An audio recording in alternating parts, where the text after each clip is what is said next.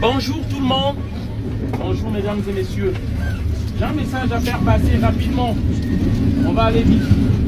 Un message pour l'Afrique. Le cri de l'Afrique. La souffrance de l'Afrique. Beaucoup d'entre nous ici ne savent pas. Et depuis un moment, nous passons de métro en métro pour faire passer ce message.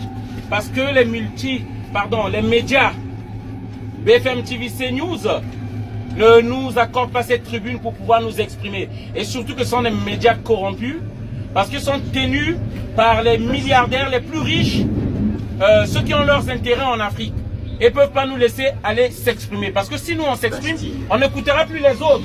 On ne pourra que nous écouter nous parce qu'on ne dit que la vérité. Alors, j'aimerais parler de l'immigration et de la politique france-africaine. Beaucoup de gens se disent ici que, parce que je suis moi-même immigré, hein, je m'appelle M. Ngoumad Mangoubi, je suis venu en France. Beaucoup se disent ici, les immigrés qui viennent ici, ils sont derrière notre système social parce que le RSA est plus grand que leur salaire ici, dans leur pays. Mais ce que beaucoup ne savent pas ici, c'est que notre immigration est forcée, sinon obligée. Il y a une politique france-africaine de l'Élysée qui fait qu'il faut mettre des dictateurs en Afrique. Ils s'accopinent avec les dictatures en Afrique. Les élus français qui prennent les mallettes des Africains. Je prends à l'exemple du Sénégal. On dit ici que les immigrés volent le boulot des Français, ce qui est faux. Je m'explique.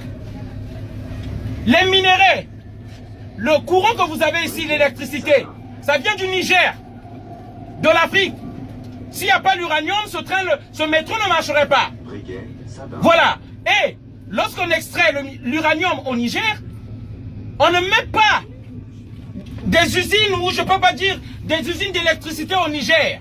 Il n'y a pas du travail au Niger. Lorsqu'on prend le pétrole du Gabon, du Congo-Brazzaville, on ne met pas des usines de transformation au Congo-Brazzaville. La France n'a pas le pétrole. Le pétrole, là, on le prend au Congo-Brazzaville chez moi. C'est là où il y a Total. C'est là où il y a Areva. Les sociétés françaises se trouvent là-bas. Mais seulement dans ces pays-là, comme au Niger par exemple, 90% n'ont pas l'électricité. Ils n'ont pas l'électricité. J'aimerais faire passer ce message-là. Aujourd'hui, la France a signé des accords avec le dirigeant sénégalais qui veut l'imposer aux Sénégalais par la tricherie. Macky Sall. Ils l'ont imposé aux Sénégalais par la tricherie. Ils ont pris tous les contrats. Les Sénégalais aujourd'hui n'ont plus rien. Ils n'ont plus rien. Avec les accords que Macron oblige à Macky Sall, qui est devenu la marionnette de la France, au Sénégal, aujourd'hui, tout est donné à la France. Et aujourd'hui, ce monsieur-là est en train d'installer même le tribalisme, qui est une arme destructrice pour l'Afrique. Rappelons-nous du Rwanda. Rappelons-nous du Rwanda qui a massacré, qui a tué des Rwandais entre eux. Et aujourd'hui, c'est comme toujours le plan que la France et les dirigeants africains mettent en place. Le tribalisme pour faire tuer les populations africaines. On ne peut plus parler chez nous. Au Sénégal, tu parles, tu es en prison. Tout opposant qui parle en prison. Et la France était le premier pays à féliciter cette escroquerie électorale de Macky Sall au Sénégal. Et vous vous demandez pourquoi je le dis. Demain, vous allez voir les Sénégalais vont arriver ici. Parce qu'ils n'arrivent pas dans leur pays. Des contrats illégaux qui privent du boulot et du travail aux Sénégalais, ils vont débarquer ici. Et bon nombre d'entre vous qui ne connaissent rien de ce qui se passe en Afrique, vous allez vous indigner à trop d'immigrés en France. Mais on va continuer à habiter ensemble. Si nous ne luttons pas contre cette immigration, on va continuer à habiter ensemble. Que vous le voulez ou pas, ça sera comme ça. Il est question ici que nous regardons tous. Qu'est-ce que fait Macron du vote que nous lui avons donné? Quel contrat qu'il signe? Quelle est la politique étrangère de Macron? J'appelle à l'éveil de tous les Français. Parce que bon nombre d'entre vous, vous ne vous occupez pas de la politique. Si vous ne gérez pas la politique va vous gérer. C'est de ça qu'il s'agit. Voilà le message que je voulais faire passer. Désolé d'avoir crié. Je souhaite une bonne journée à tous. Merci. Comme il a parlé, je suis sénégalais. Au Sénégal, il n'y a pas 2 semaines, La France a installé un dictateur, un tueur, un criminel, un despote qui s'appelle Macky Sall, qui fait souffrir sa population.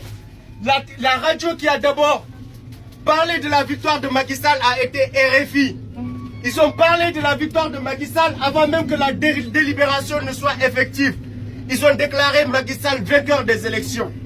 Quand on vous parle des immigrés, quand on vous parle de l'Afrique, à quoi vous pensez d'abord? Vous pensez à la corruption, vous pensez au détournement de fonds, vous pensez au sida, vous pensez au malaria. Moi je vais vous expliquer, les Africains n'ont jamais envahi aucun pays au monde. Au début, on est venu nous chercher chez nous pour nous faire esclaves. Vous savez tous, pendant 400 années que ça a duré, on a été esclaves chez nous.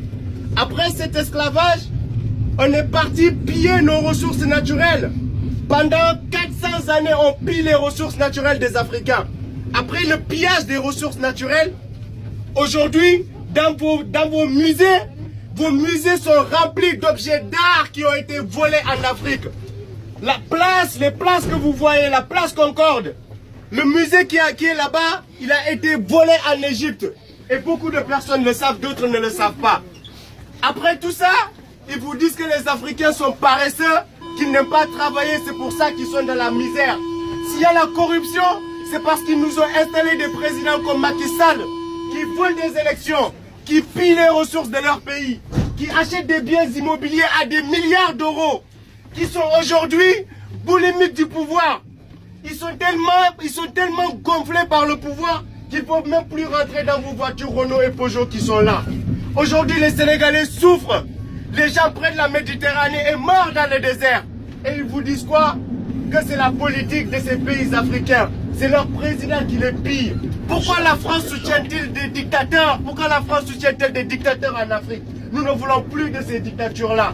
Le peuple africain n'a jamais fait du mal à qui que ce soit. Mais le peuple africain est le peuple qui a le plus souffert au monde. Et aujourd'hui, on en parle, on nous dit que c'est de la victimisation. Nous ne sommes pas là pour nous victimiser. Nous voulons de l'égalité entre les relations, entre les pays. Nous voulons une justice entre les pays. Que tous les accords qui sont signés entre les pays respectent cette volonté des Africains qui est de voir leur pays développé. Si nos pays sont développés, il n'y aura plus d'immigrés. Si la Libye n'avait pas été bombardée, vous n'aurez jamais vu de Libyens immigrés prendre le désert pour venir vous prendre le peu de ressources qui est disponible ici en France. Nous en avons marre de cette politique étrangère de la France. Nous voulons rentrer chez nous.